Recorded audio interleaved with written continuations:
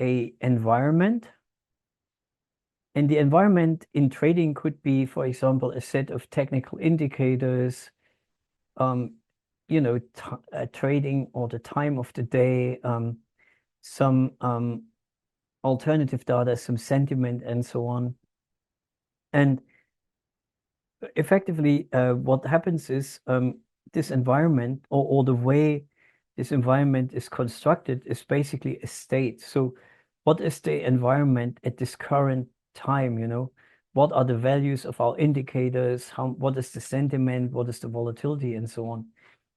And so this state goes into an agent, and based on that, the agent then performs an action.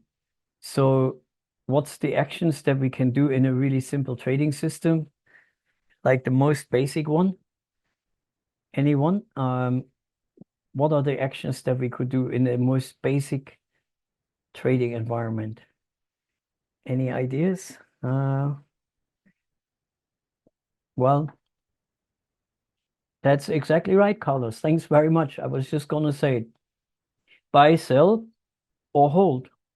So we could buy, we could sell, but also we could take no action. Thanks, Carlos.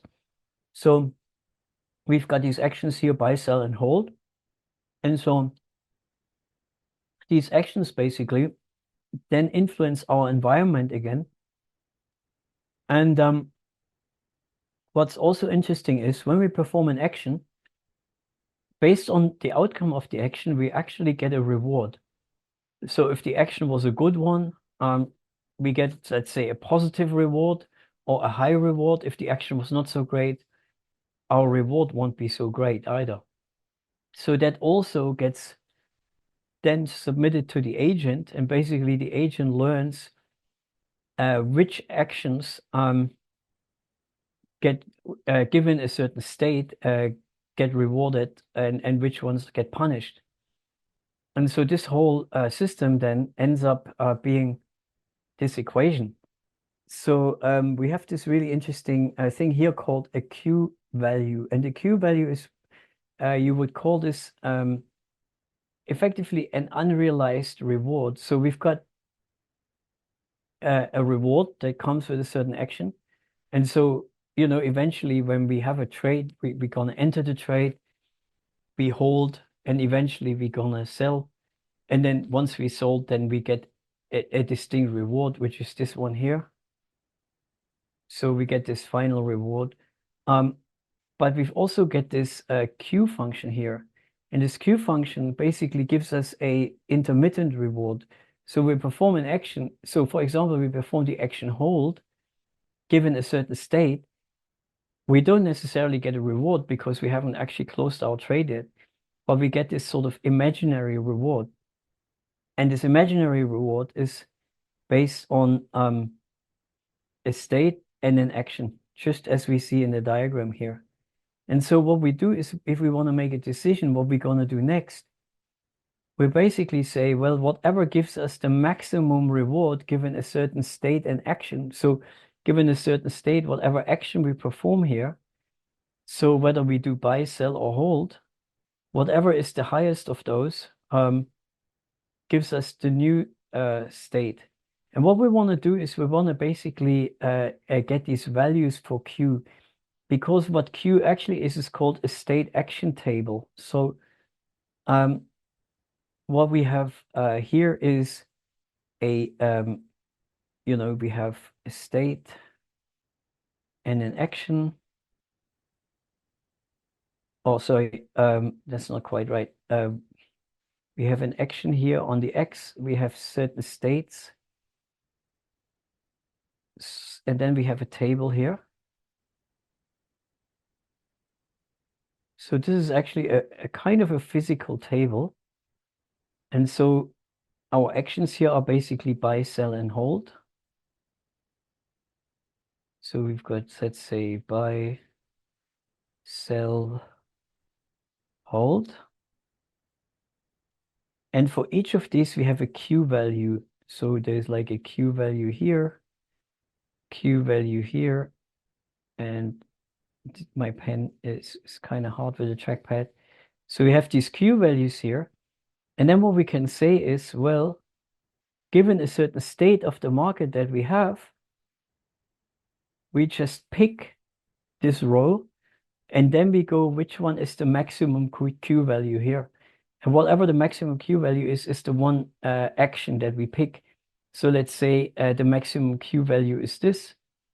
Then we go, okay, we're holding. And the Q value, or this table is basically populated by this backward-looking equation. And again, don't forget, this is not actually for trading it. This is actually just for training the model. Let's just say we have two cases. In our case, buy and sell. Buy and sell. For each of these, the neural network will assign a value.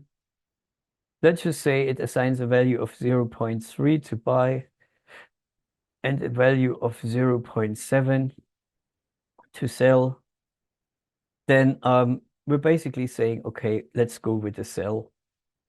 So this is effectively how these neural networks work. You can see that we have another activation function here, and this activation function is called Softmax.